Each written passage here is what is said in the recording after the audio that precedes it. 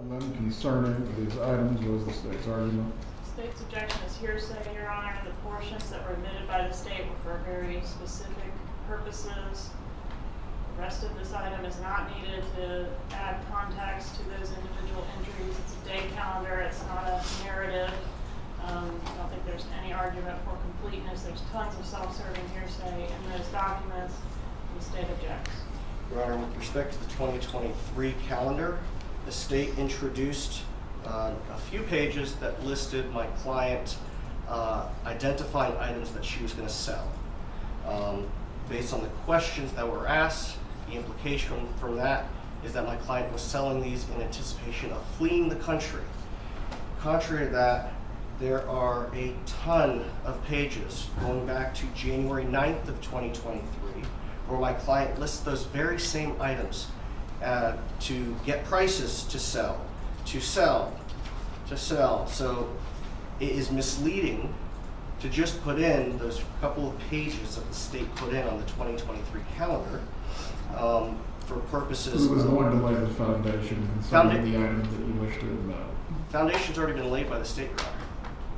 It was seized by... I believe as the inculpatory matters, yes. As to whether or not she was planning to sell something in January of 2023, what witness testified concerning that?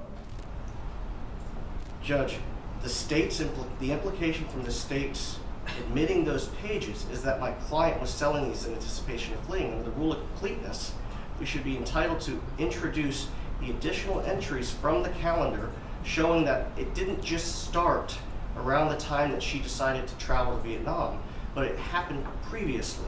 Not for the truth of the matter asserted, not that she was... Hold on, these are not recordings. A book with several entries is somewhat different from a recording. As it relates to recordings, the rule of completeness, I believe, serves a different purpose in the manner that you're describing. As to each page of this planner, all of the information is not inculpatory. So to that end, what witness has laid a foundation for the pages that you seek to admit that are separate from the inculpatory information? All we're seeking to admit are the pages from the 2023 calendar that list those additional items. List the items that the state has already put into evidence as my client intending to sell them prior to leaving the country. I've printed out the specific pages and I prepared a copy with highlights to be able to present to the jury during closing. But it's not the entire, we don't have the entire 2023 calendar. It's been marked for identification and it's in the clerk's possession. So these are just the pages with those entries. As to that, I will reserve whether the rule of completeness will drag across the pages that you're seeking to admit. I'll do some additional research, but again, every item that appears in the calendars does not have a relevant or probative hook to this matter. If there is not a witness that will testify or lay a foundation concerning this, I will reserve for now. Depending on the court's ruling, you may argue it in closing. It's the same argument as the 2014 calendar. Just a moment.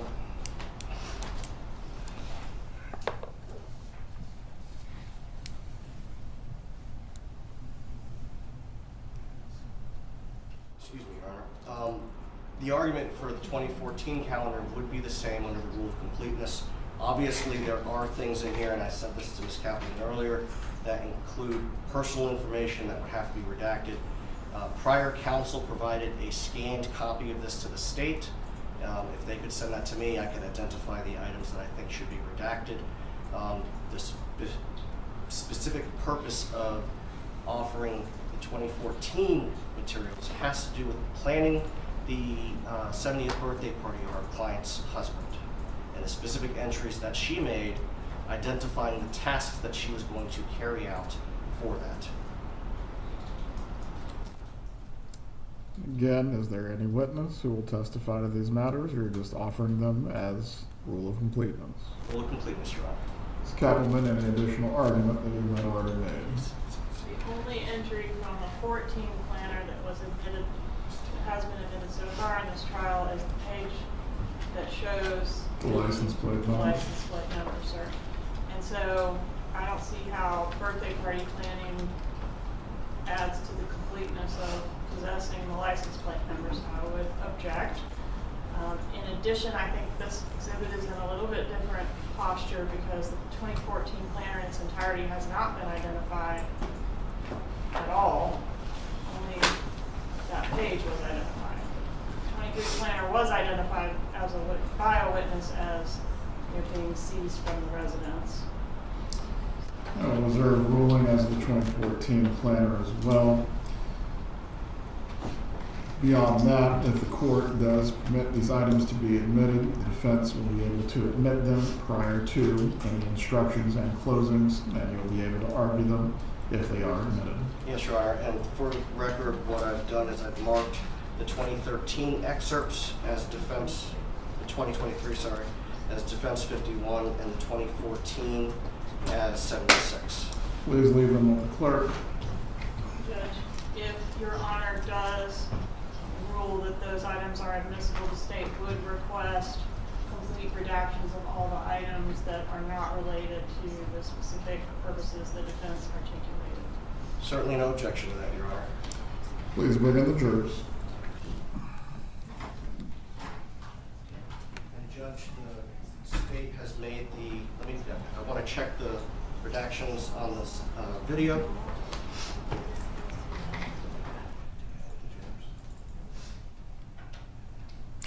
I believe this is just being admitted without being published, correct? That's correct, Yeah. Thank you. Jurors are fine to come in.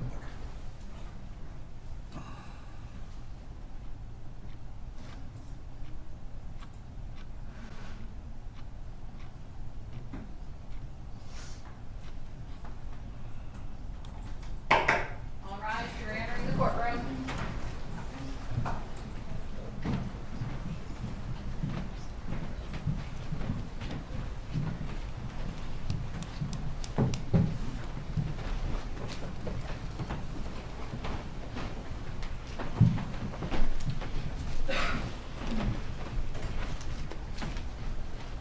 Everyone can be seated. Defense may call its next witness. Your Honor, at this point in time, the defense rests. Members of the jury, with the defense having rested, is the state planning to recall or call any rebuttal witnesses? No, Your Honor. With both the state and defense having rested their cases at this time, we are going to go into recess for the evening. I have some matters that I need to discuss with the parties, and from there tomorrow you will receive your instruction on the law and the closing arguments will take place. Once again, do not discuss this case with each other or any other person. Do not seek out any additional or outside information from what has been presented to you in this courtroom. Please report tomorrow at 8:45 and we will get started at 9 o'clock, or at least attempt to. Have a good evening.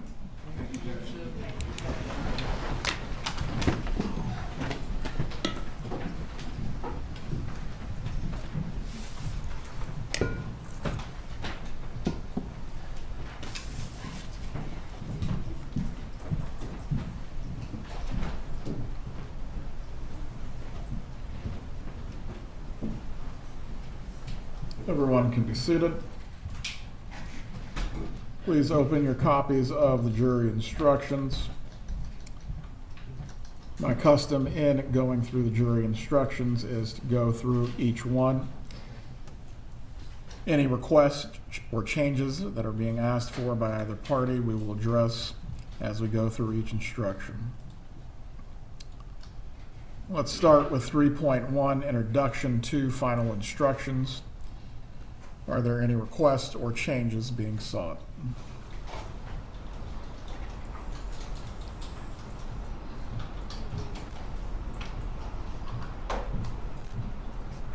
No, Your Honor.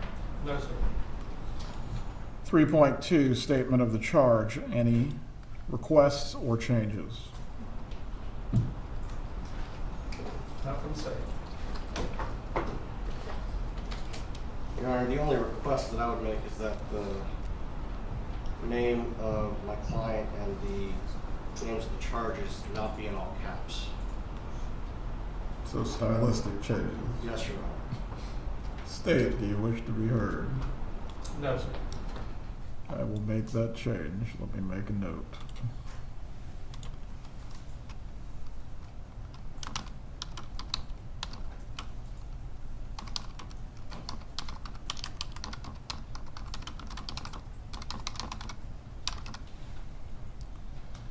Moving on to 7.1, Introduction to Homicide. This is a mandatory instruction in all murder cases. As to the first paragraph, Donna Adelson is accused of first-degree murder in count 1 of the indictment. Is there any request or change? No, sir.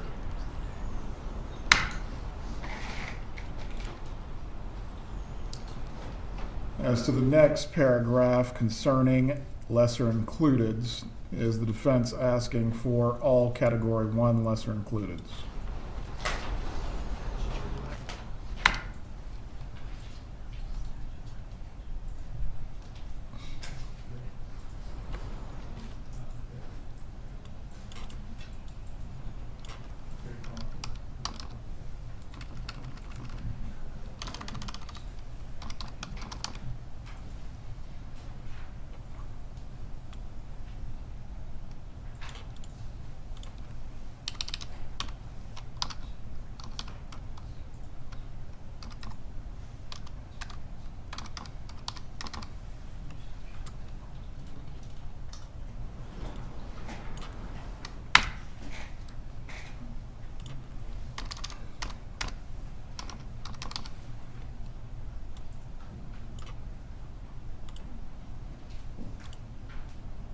Just confirming my recommendation being approved by our client, Your Honor.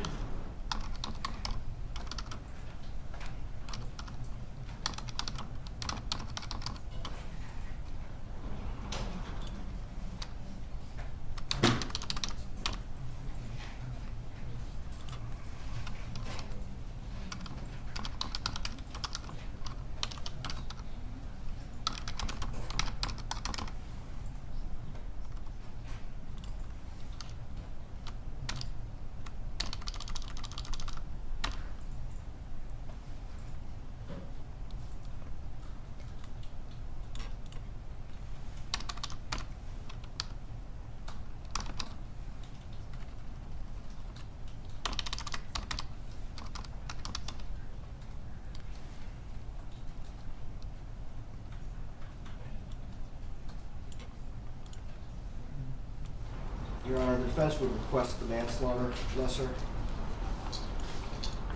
As to the second degree lesser, are you requesting that as well as Category 1?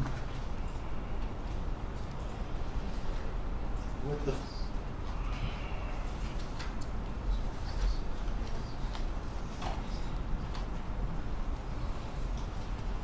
although it's a Category 1, the lesser still carries the same penalty, so we are not requesting second degree. Is the state requesting second degree as a Category 1 lesser? Yes, sir. Yes, sir. We'd be requesting all lessers.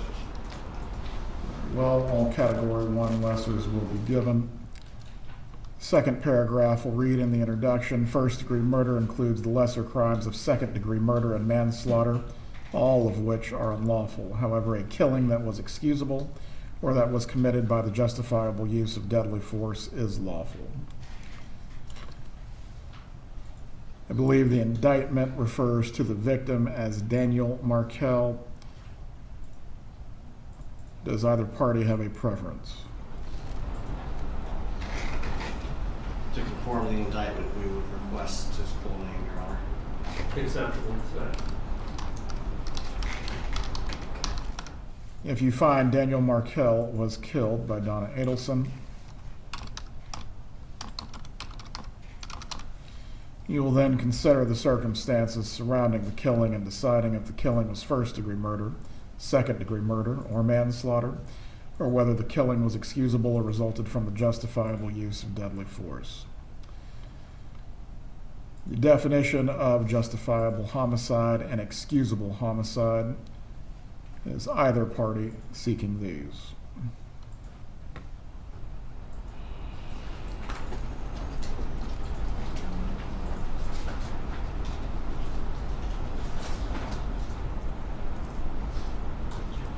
entirely certain we have any evidence in the record that would support giving them, but as I have a party requesting. Just a moment, Your Honor.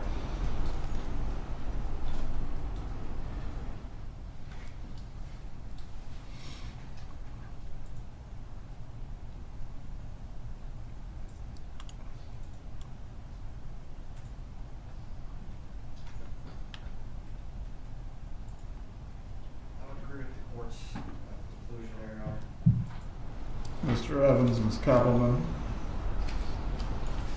No objection removed. the definitions of justifiable and excusable homicide will be removed. As to any other degrees, I believe the evidence remains the evidence. I do not find where there is a basis to give either set of instructions as to the lessers. Final paragraph of the introduction will read, I now instruct you on the circumstances that must be proved before Donna Adelson may be found guilty of first-degree murder or any lesser included crime.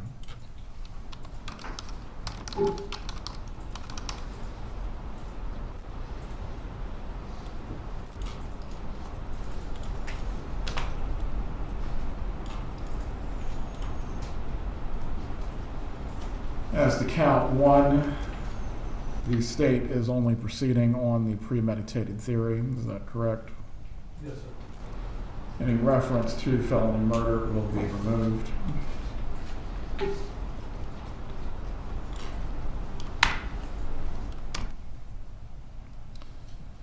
The elements of first-degree premeditated murder. Element 1, Daniel Markell is dead. Element 2, the death was caused by the criminal act of Donna Adelson. Element 3, there was a premeditated killing of Daniel Markell.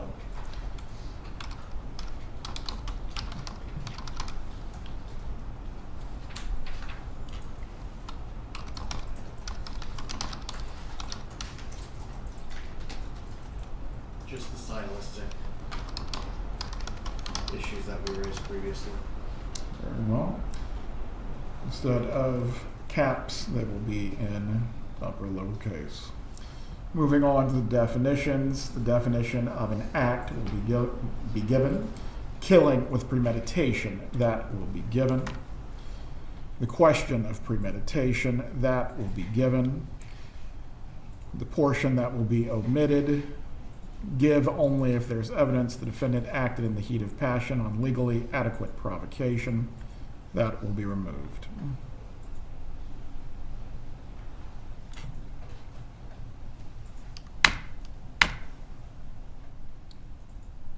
All right, instruction 3.4. This deals with the lessers. Is there any objection or request other than the stylistic issue previously raised?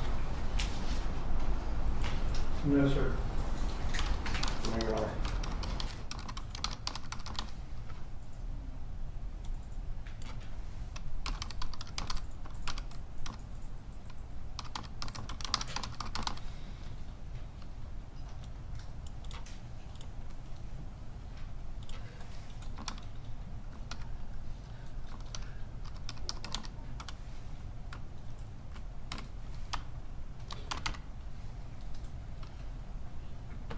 All right, 7.4, second-degree murder.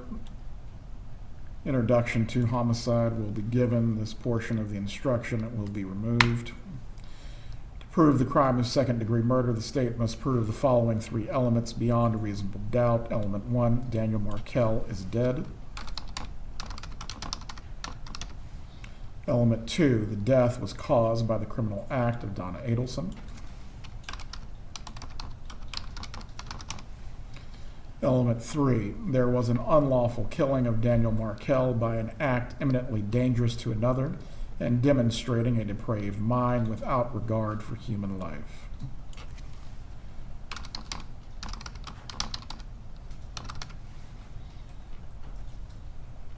As to the definitions, I believe act is repeated. Is there any objection to this stating an act has been previously defined above?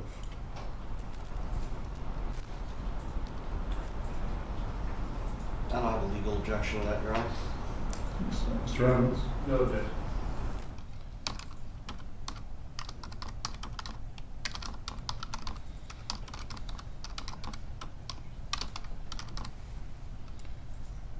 The second definition, an act is imminently dangerous to another and demonstrating a depraved mind. That must be given.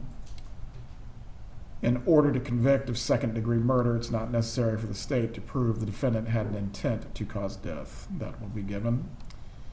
Give only if there's evidence the defendant acted in heat of passion on legally adequate provocation. That will be removed.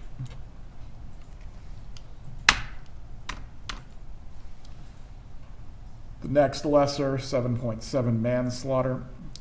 To prove the crime of manslaughter, the state must prove the following two elements beyond a reasonable doubt. Element 1, Daniel Markell is dead.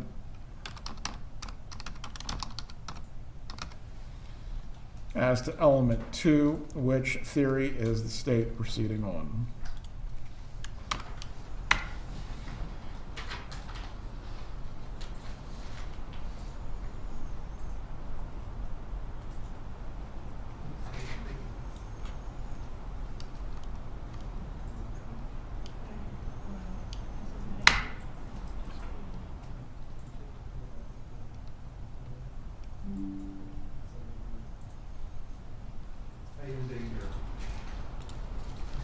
Well,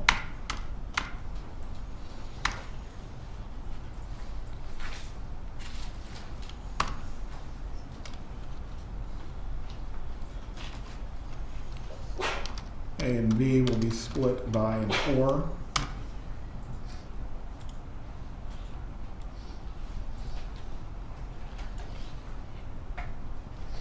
Donna Adelson intentionally committed an act or acts that caused the death of Daniel Markell, or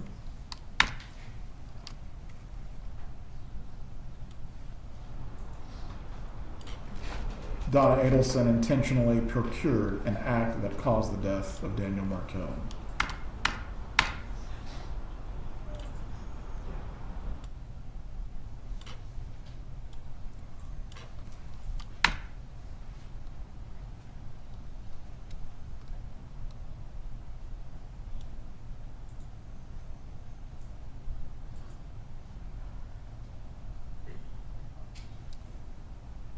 Right.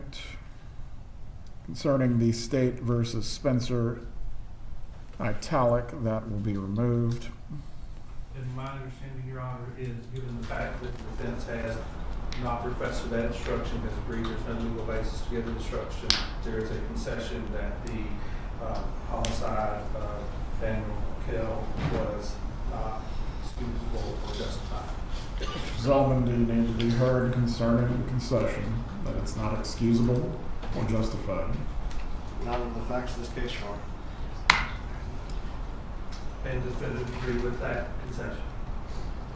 Very well. Mrs. Adelson, do you understand what is being omitted from the jury instructions? Just 1 second, Judge. Go ahead.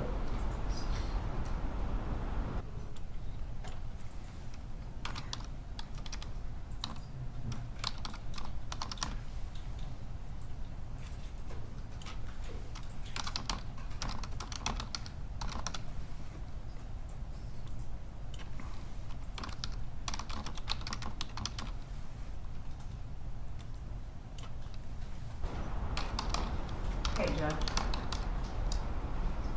Mrs. Adelson, do you understand what is being omitted concerning whether this homicide was justifiable or excusable? I do. As to that concession, do you need anything else that you need to discuss with your attorneys? Yes. She said yes. Please discuss it with them now. Thank you.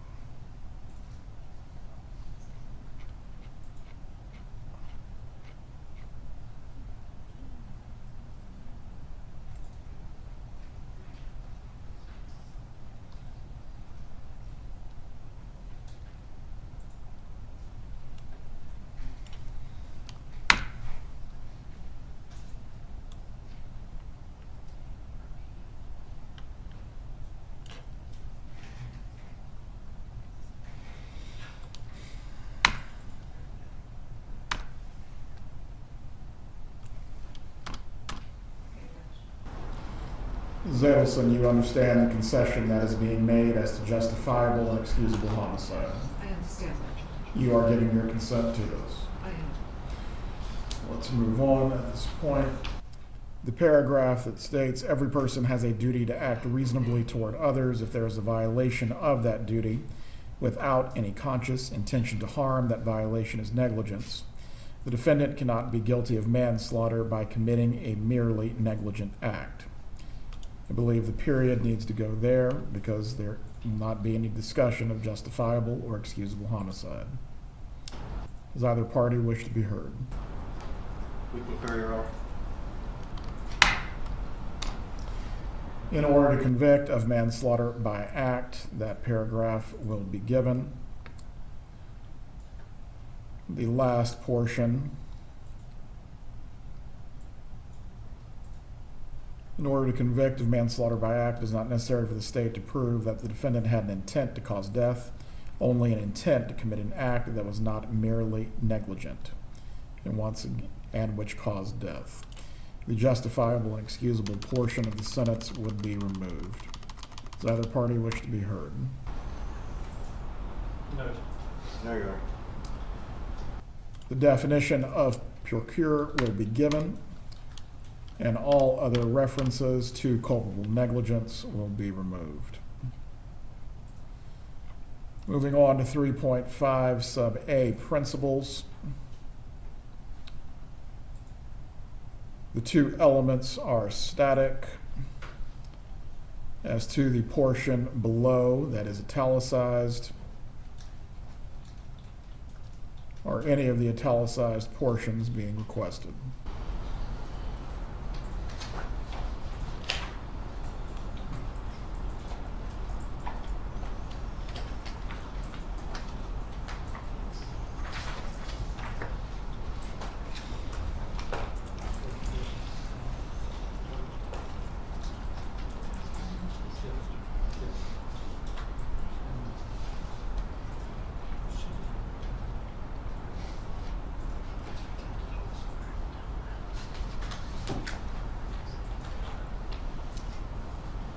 I believe as to the first paragraph where it says attempted homicide cases, We're not measuring this for the completed offense. say that one more time, Mr. Evans. We're not asking for the attempt, we're just asking for the Correct. completed offenses. I believe that instruction must be given for first-degree premeditated murder, and all references to attempts of any other sort will be removed. The state must prove the defendant intended that the killing of Daniel Markell occurred.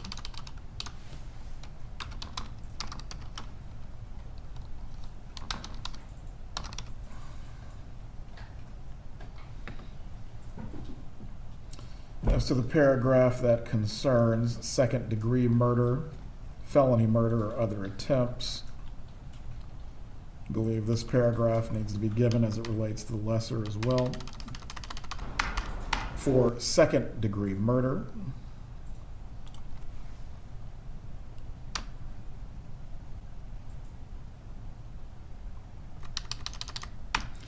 it is not necessary for the state to prove the defendant intended the death of Daniel Markell. Your Honor, I think under that, the manslaughter instruction, or manslaughter needs to be included.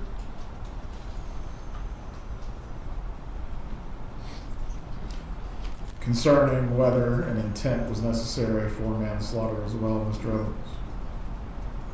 You have to intend the act, but you don't have to intend to kill. As to that inclusion within the principal instruction, does the defense wish to be heard?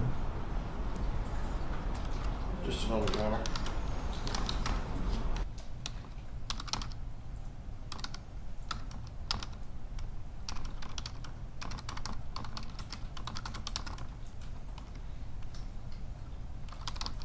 Not sure that manslaughter is included in that, Your Honor. It's not included in the standard instruction, no. Can I have some time to research that to make sure that I'm not inviting error. That's fine.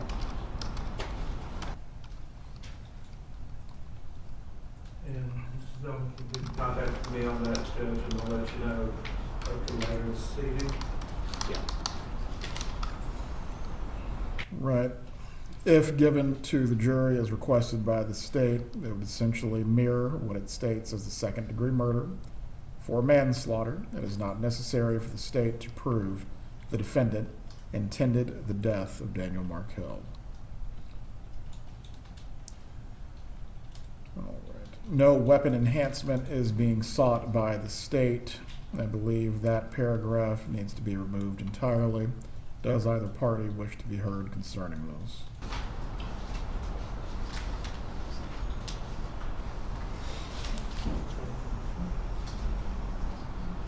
Are you asked?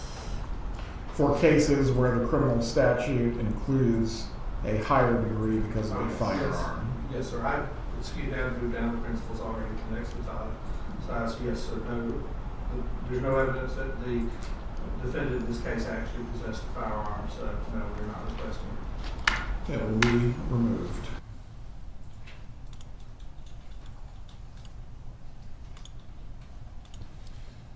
.5 sub B, principles when active participant hired by defendant. If the defendant paid or promised to pay another person or persons to commit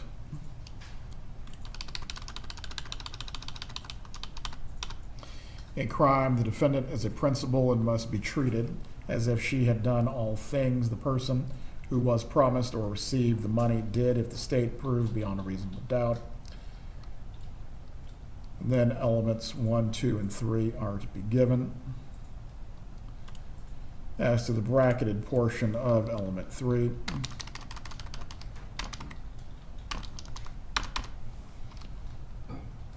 the offense that the state is asking for to read in element 3, would this be first-degree murder? I'm sorry, Your Honor. Can you say it again?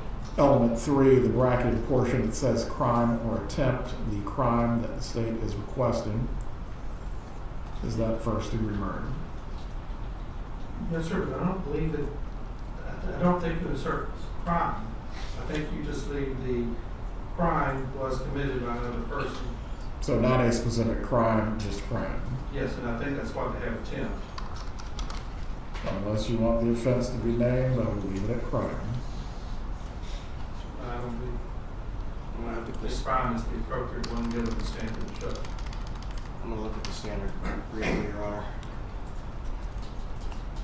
The other person that is referred to in the bracketed portion, or any specific names being sought, or just the other person? Just the other person, Your Honor. I would ask that the individuals, Secretary Garcia and Luis Rivera, be named. I believe within the indictment, the named co-conspirators are Charles Adelson, Catherine McManawa, and or other persons.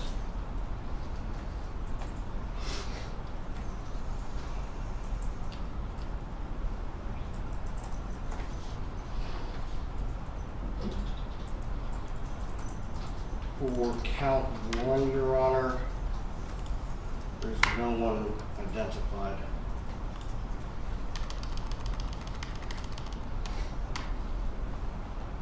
Mr. Evans.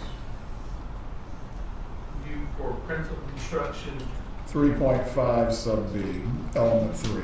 yes, sir, but what I'm saying for principal instruction, you do not have to allege it in the indictment in order to be entitled to principal instruction. Well, it will read the crime was committed by the other person. As to the persons who committed the crime, I believe the evidence in the record is clear. It can only be argued that Luis Rivera and Sigfredo Garcia were the actual trigger men, although who may have put them up to the act as a conspiracy, that is for the jury to determine. Any other matters that need to be addressed with 3.5 sub B? Just doing away with the firearm part of it. That will be omitted. And Your Honor, there's something Something I wanted to address briefly on 3.5A. Go ahead. By my reading, this is the new instruction. This is the straight from the Florida Supreme Court on the Florida Bar website instruction. Well, we are making the affirmative election to use the current instruction rather than the instruction that existed in 2014, which my client would be entitled to request.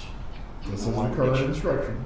I'm sorry, yes. This is the current instruction. Yes, we are making the affirmative request for this rather than the old instruction. I want to make that clear for the record. Moving on to count 2, conspiracy to commit murder. To prove the crime of criminal conspiracy, the state must prove the following 2 elements beyond a reasonable doubt. Element 1, the intent of Donna Adelson was that the offense of first-degree murder would be committed.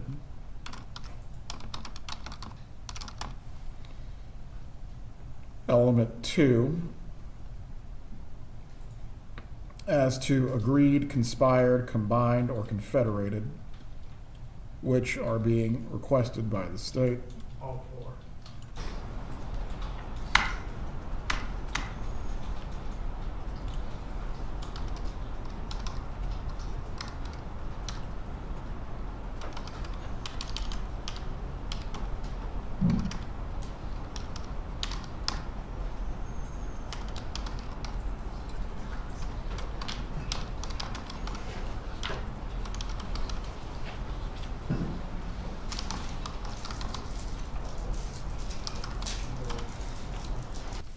In order to carry out the intent, Donna Adelson agreed, conspired, combined, or confederated with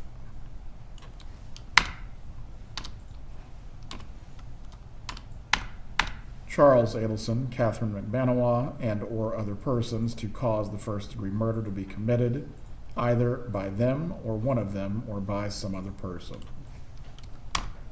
Your Honor, on that, I think I understand the way it is written, but in order to avoid confusion, because the and or would apply between the Charles Adelson and or Catherine McBanawa and or other persons. So I think it could be.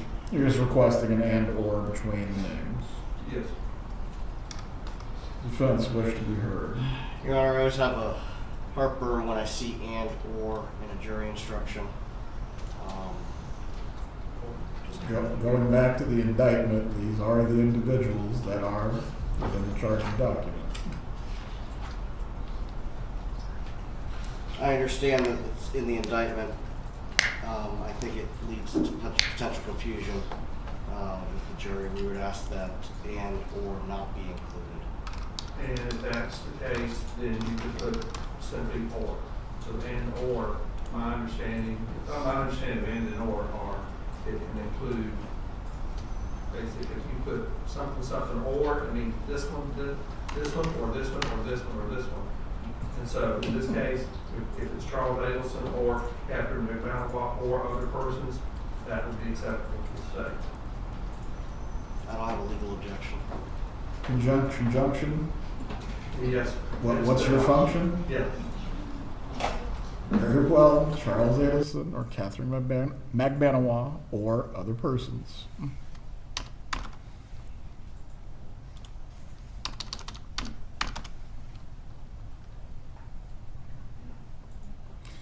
It is not necessary that the agreement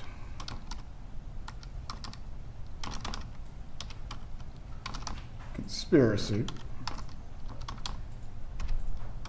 combination, or confederation to commit first-degree murder be expressed in any particular words, or that words pass between the conspirators.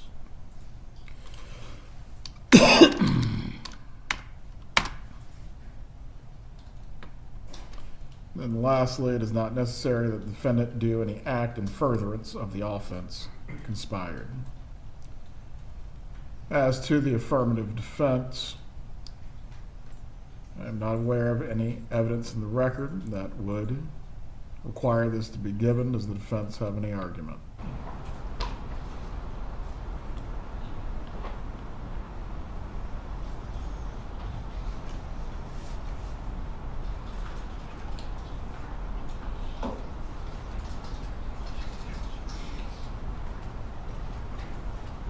We agree, Your Honor, there's no evidence of it.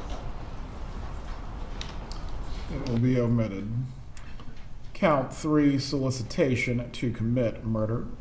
To prove the crime of criminal solicitation, the state must prove the following two elements beyond a reasonable doubt. Element 1, Donna Adelson solicited Charles Adelson, Catherine McBanois, and or other persons to commit first-degree murder. As to this, are the parties asking this to read with the same or that it does for conspiracy to commit? Yes, sir. Yes, Your Honor.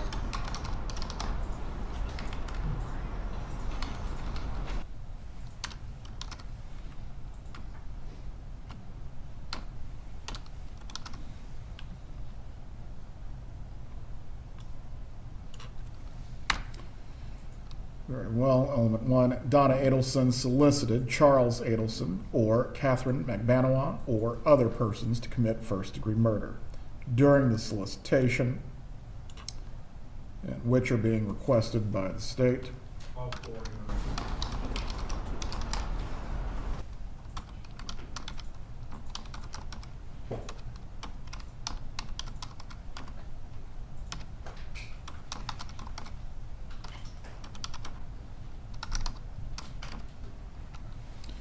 During the solicitation, Donna Adelson commanded, encouraged, hired, or requested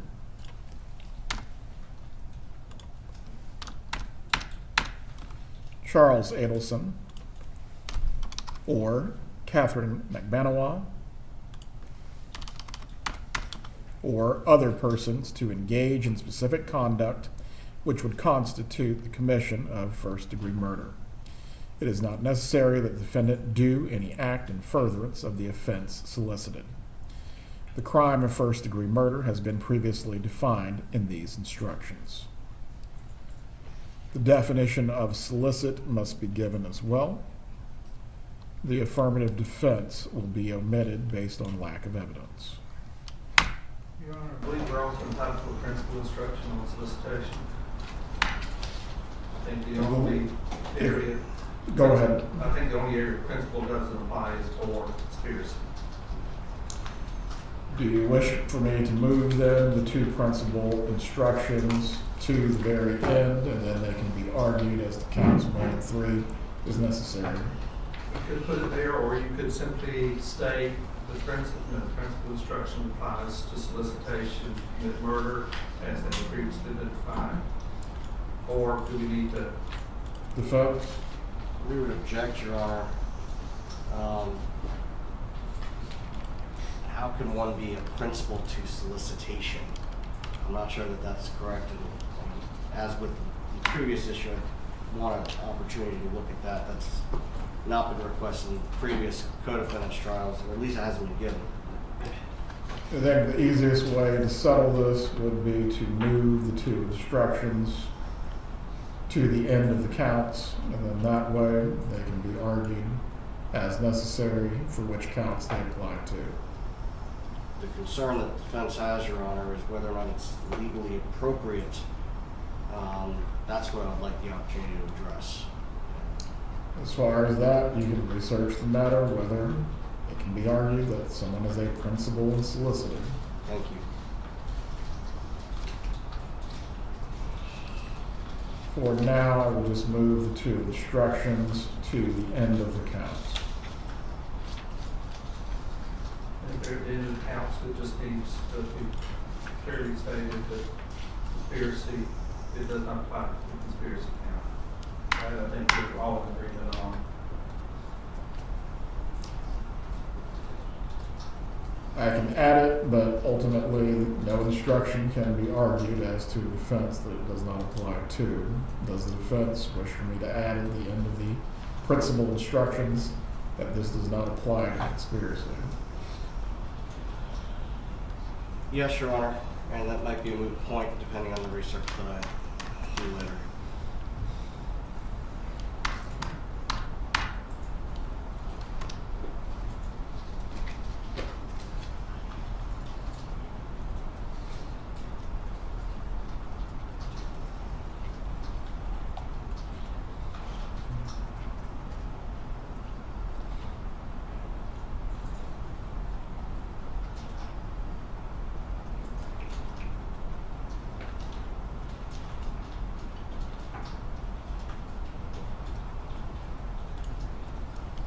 Now we'll just add at the bottom the principal theory.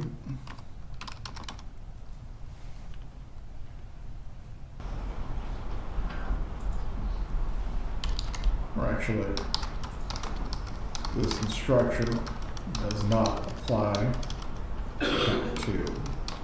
And I will do that for both principal instructions.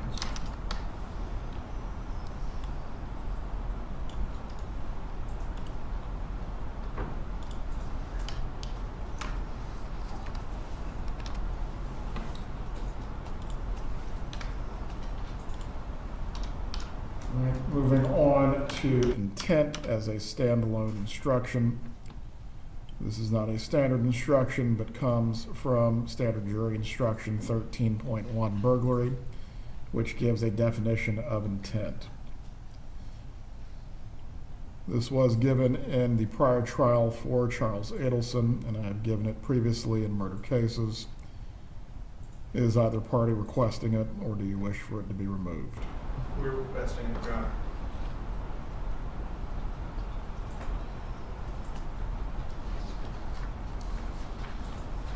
The intent instruction then will remain. We would object, Your Honor. What is the basis? The basis is it's not a standard instruction. 100% speaks to the facts and evidence in this case as to how the jury must determine whether your client had intent. Over objection, it will be given. 3.7, plea of not guilty, reasonable doubt, and burden of proof. All standard language from the current instruction. Does either party wish to be heard? No, sir. No, Your Honor. 3.9, weighing the evidence. The opening paragraph will be given. As to the witness testimony, 1 through 5 will be given. As to the give as applicables, which are being requested.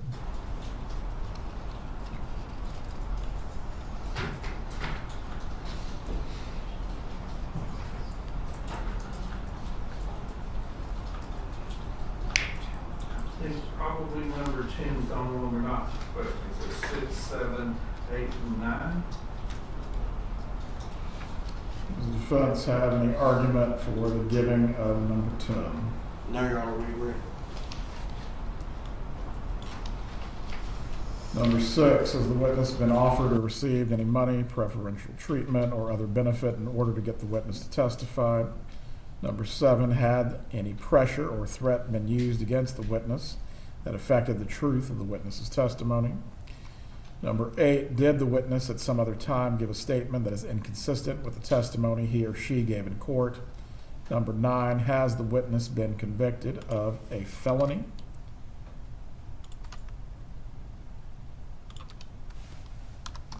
Or a misdemeanor involving dishonesty?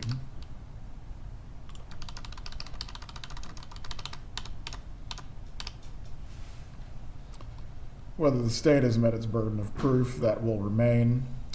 To the next set of give as applicables, law enforcement witness, is this requested? Yes, Your Honor. No objection. The fact that a witness is employed in law enforcement does not mean that his or her testimony deserves more or less consideration. Expert witnesses. Experts are like other witnesses with one exception. The law permits an expert witness to give his or her opinion.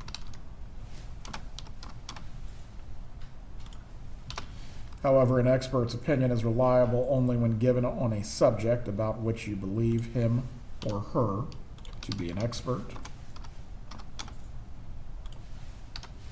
Like other witnesses, you may believe or disbelieve all or any part of an expert's testimony. As to the issue that came up earlier with the testimony of Linda Bailey, is the state requesting any instruction to be given to the jury concerning that testimony?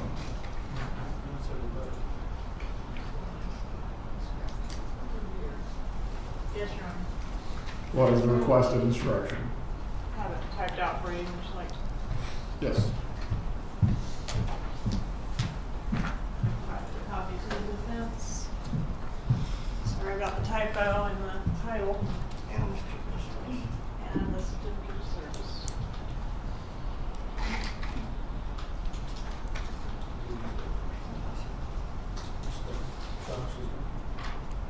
It's all on Mr. Evans. Right, as to the requested instruction, was the witness present in the courtroom during the testimony of another witness or other witnesses? Did the witness violate the court's order not to be present in the courtroom during the testimony of another witness or witnesses? What is the defense's position? Just a moment.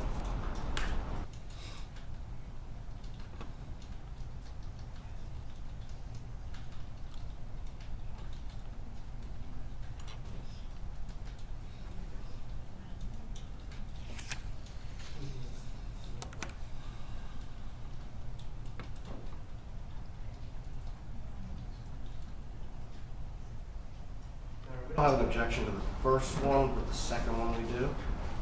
What is the objection? Is the second?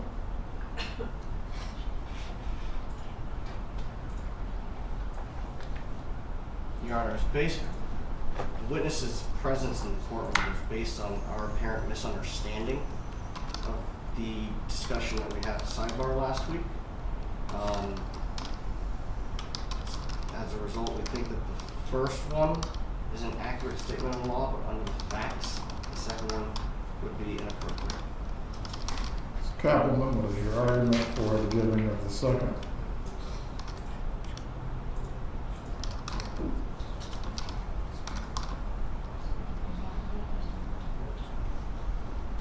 I'm fine with just the first one, Judge. Well, after the expert witness instruction, the next instruction will be, was the witness present in the courtroom during the testimony of another witness or witnesses?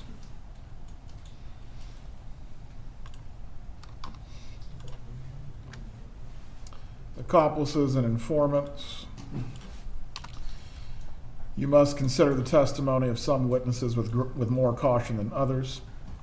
For example, a witness who claims to have helped the defendant commit a crime, has been promised immunity from prosecution, hopes to gain more favorable treatment in his or her own case. I believe we have number 3 of the bracketed portions. Are any others being sought? Your Honor, it has just dawned on me where you're sticking the previous requested instruction about the witness was present in the courtroom during the testimony of another. Yes. That's probably better under weighing the evidence as opposed to, because You're asking for this then to be inserted into the 10, or what would be the 9 questions and make it 10? yes, because I don't know how much sense it would make if we read, like other witnesses, you may believe, disbelieve all or any expert testimony, and then was the witness present in the courtroom during the testimony of another witness or witnesses. I'm sort of least hanging out there as to what does that mean? I understand what you're getting at. Does the defense wish to be heard as to the position? We don't have a legal objection, Your Honor.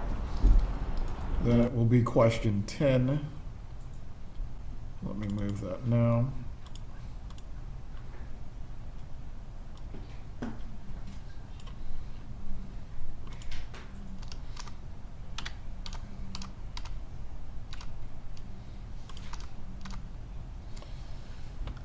All right. Going back to accomplices and informants, for example, a witness who hopes to gain more favorable treatment in his or his or her own case. Are there any arguments for claims to have helped the defendant has been promised immunity? Not from the defense, Your Honor. Those will be omitted. You must consider the testimony of some witnesses with more caution than others. For example, a witness who hopes to gain more favorable treatment in his or her own case may have a reason to make a false statement in order to strike a good bargain with the state. This is particularly true when there is no other evidence tending to agree with what the witness says about the defendant. So while a witness of that kind may be entirely truthful when testifying, you should consider, and I believe this would just be her testimony. Yes, sir. Your Honor, can we go back to the first bracketed language, please? Which is being requested. Claims to have helped the defendant commit a crime. I think that would apply to Ms. McManaway and to Mr. Rivera. State. So, it's fine, Your Honor. So we're, for the record, as I understand it, of the bracketed languages under accomplices and informants, Who claims to have helped the defendant commit a crime or hopes to gain more favorable treatment. All right, yes, sir.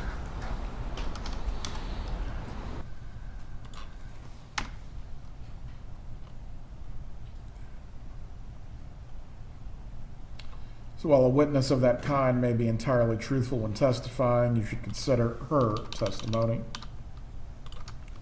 with more caution than the testimony of other witnesses. However, if the testimony of such a witness convinces you beyond a reasonable doubt of the defendant's guilt, or the other evidence in the case does so, then you should find the defendant guilty. There have been no children witnesses. The defendant has not testified. Witness talk to lawyer. Is either party requesting this? Yes, Your Honor. That will be given. And be given all cases, you may rely upon your own conclusion about the credibility of any witness. That will be given. Defendant not testifying. This will be given in full. And we'll just change the pronouns to all feminine. The Constitution requires the state to prove its accusations against the defendant. It is not necessary for the defendant to disprove anything, nor is the defendant required to prove her innocence. It is up to the state to prove the defendant's guilt by evidence. The defendant exercised a fundamental right by choosing not to be a witness in this case. You must not view this as an admission of guilt or be influenced in any way by her decision. No juror should ever be concerned that the defendant did or did not take the witness stand to give testimony in the case. As to defendant's statements, I do not believe there was ever a statement given by the defendant to law enforcement. This specifically goes to whether the statement was freely and voluntarily made. As to that, as there is no law enforcement statement, this will be removed. Does any party wish to be heard concerning this? No, sir. No, Your Honor. Rules for deliberation.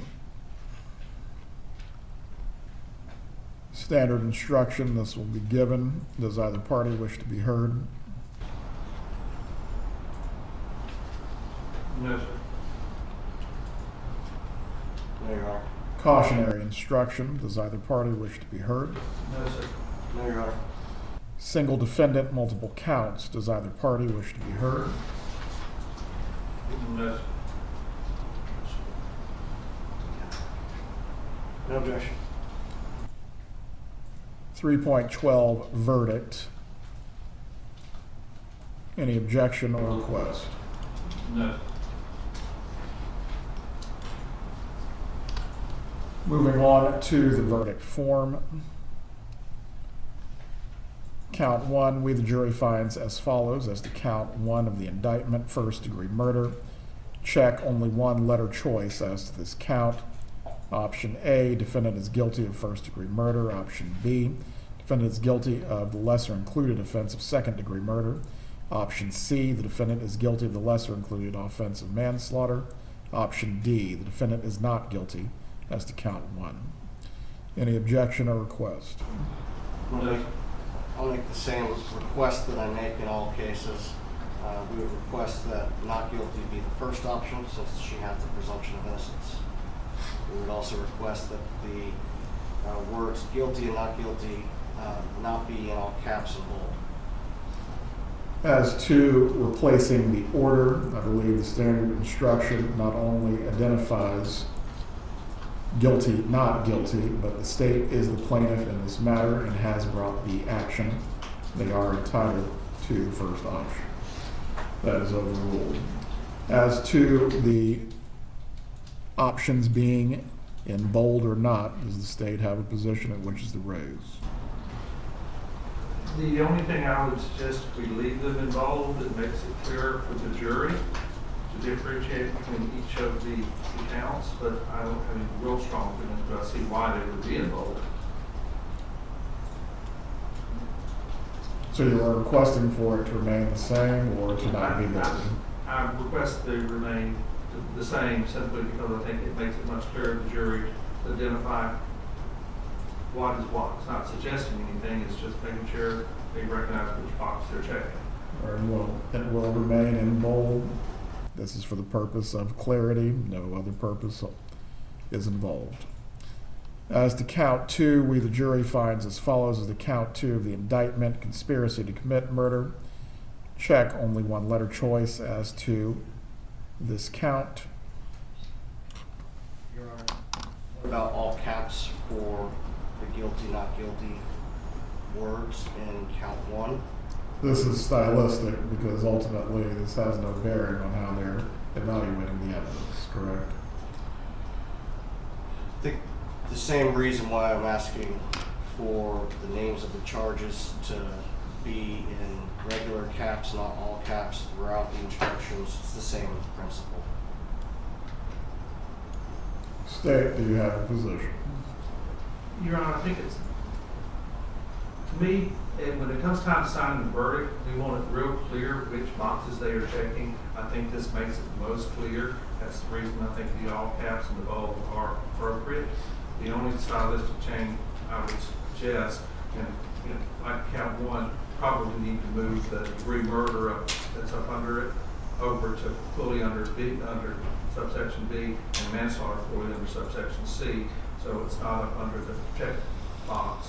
But other than that, I think throughout the verdict form we're going to be asking the same thing. Leave it as is, because I think it makes it much clearer to the jury when they're looking at it. You know what you're checking.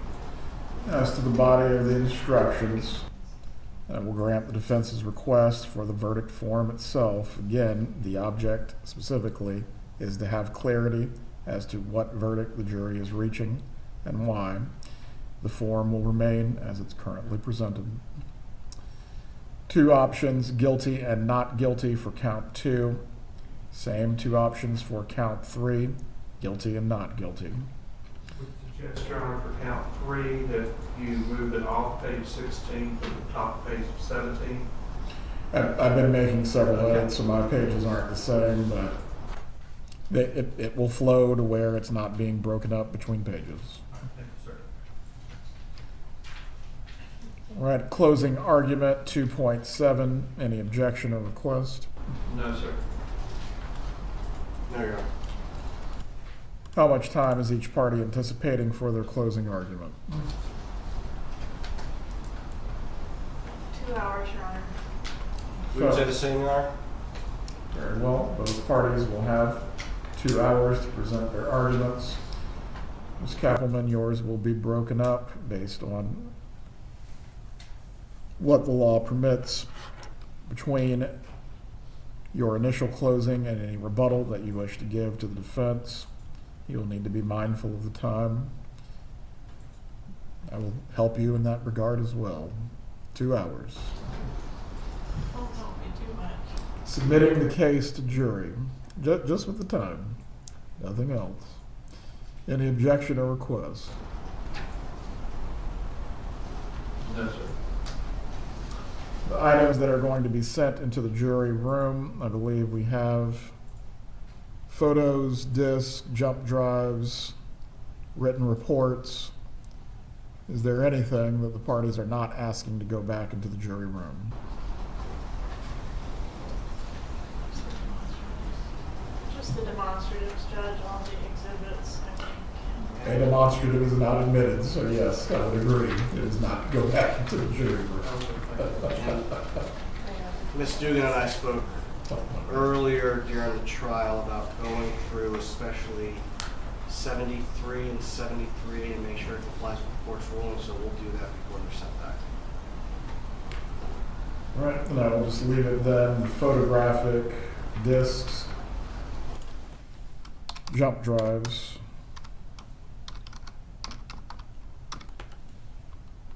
reports,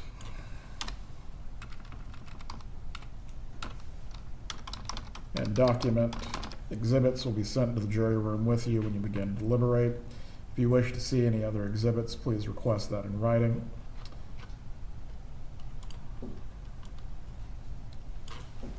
And the final instruction, when we reach the end of the case, instruction upon discharge of the jury.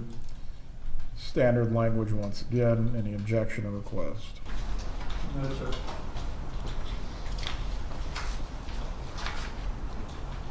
No, Your Honor. I believe the remaining edits that I need to make within the body of the instructions concern the capitalization and the names. I believe the state has requested within 3.5A for manslaughter, it is not necessary for the state to prove the defendant intended the death of Daniel Markell. I believe the defense is reserving any objection as to that instruction. That will remain for now. Also added to both principles, this instruction does not apply to count 2. The defense was asking for time to review that as well. Or was it specifically as to count 3? It's specific, principle applies to count 1. There's not disputing that in any way, shape, or form. I wanted the opportunity to look at it as to count 3. As to the language, this instruction does not apply to count 2 appearing in both principal instructions. Does the defense wish to be heard? No, Your Honor.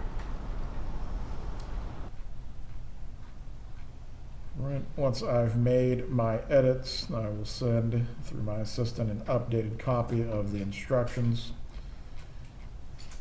I will also rule on the items that were submitted by the defense prior to the end of its case. And then from there, we will roll into the instructions and the closings tomorrow morning.